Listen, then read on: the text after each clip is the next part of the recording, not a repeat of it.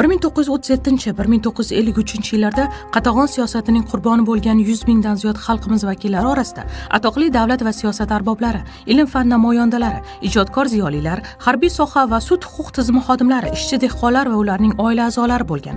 Bugun millat fidoyilarini nomma-nom aniqlash, ularning fojiali taqdiri haqida yurtdoshlarimizga ma'lumot berish bo'yicha tizimli ishlar amalga oshirilmoqda. Zero ularning yurt, el oldidagi jasorati har birimiz uchun ibratdir. Sahifamiz orqali ba'zilarning mash'um taqdiri haqida ma'lumot berib o'tishni maqsad qildik. Qatag'on siyosatiga qarshi mardonavor kurashganlardan biri Mahmudxon Ahmadxonovdir.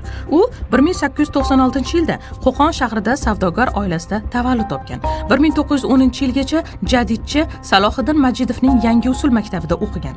1915-1917-yillarda Qo'qondagi taraqqiyparvarlar harakatida qatnashgan. Mahmudxon Ahmadxonov ish faoliyatini 1917-yildan Qo'qon shahar musulmonlar mehnatkashlar sovet kotibligi lavozimidan boshlagan. Bu inson kuchli bilimi va malakasi tufayli 1929-yilga qadar Farg'ona viloyati xalq ta'limi boshqarmasida ishlaydi. 1942-yil 19-aprelda Milliy ittifoq tashkiloti a'zolari Obidjon Mahmudov, Abbosxo'ja Mahmudxo'jayev, Ashurali Zohiriylar bilan yaqindan aloqada bo'lganlikda ayblanib, 10 yil mehnat tuzatuv lageriga hukm etilgan. Uzoq yillar mobaynida oila a'zolariga qahramonimizning taqdiri haqida hech qanday ma'lumot berilmagan.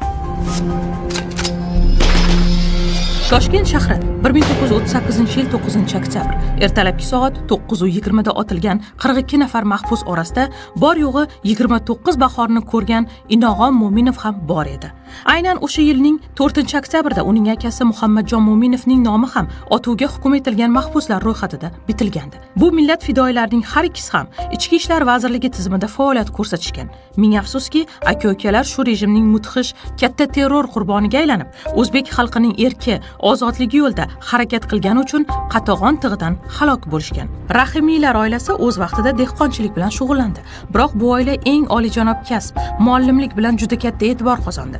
Oilaning otasi Mulla Rahimjon domla muallim sifatida yangilikka qiziquvchan, maktablarga kirib kelayotgan texnika vositalarga, ilg'or o'quv usullariga, yangi darsliklarga befarq qaramaydigan o'qituvchi edi.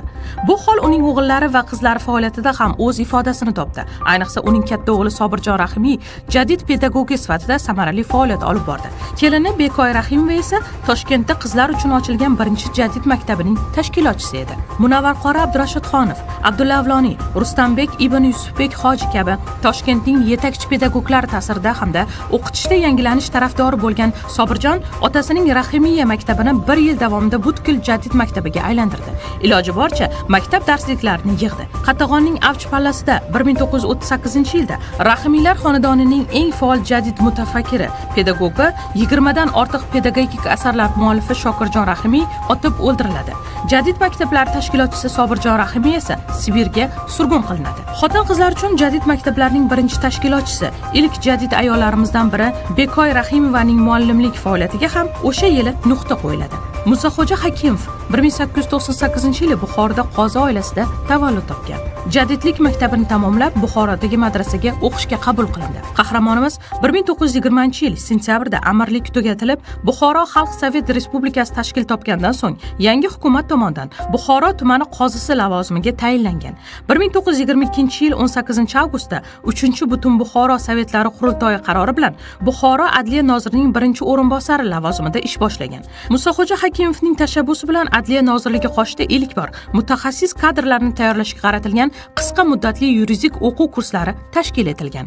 Qozi oilasida voyaga yetgan jadidlik harakatining faol qatnashchisi, 24 yoshidayoq respublikaning prokuratura bo'limiga rahbarlik qilib, mamlakatda huquqni muhofaza qilish ishlarini mustahkamlanishiga katta hissa qo'shgan Musaxo'ja Hakimov Sovet hokimiyati Qatag'on siyosatining eng yuqori cho'qqisiga chiqqan katta terror yillarida ko'plab milliy rahbar kadrlar qatorida turli ayblovlar bilan 1937-yil 4-avgustda hibsga olinadi. 1938-yil 4-oktyabrda otuvga hukm qilinadi.